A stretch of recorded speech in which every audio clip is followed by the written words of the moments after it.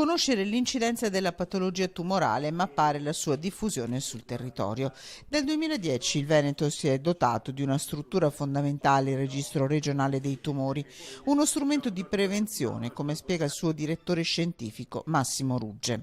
Quando si pensa al registro tumori e la recente legge lo sottolinea, si pensa ad un'organizzazione di registrazione regionale. Non è così.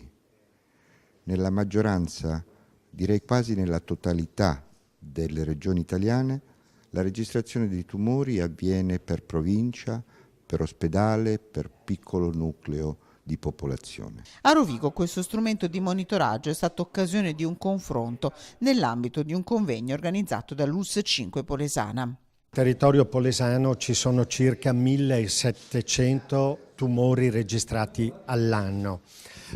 Di anno in anno la situazione può cambiare, ma quello è il numero che oramai si è standardizzato. La maggiore incidenza di tumori femminili è quello della mammella e invece quelli maschili il polmone o la prostata, con varie incidenze, ma con purtroppo peso di mortalità molto differente. 16 donne su 100 sono malate in Polesine di tumore della mammella. Dallo screening la risposta più efficace per le 3 neoplasie più diffuse.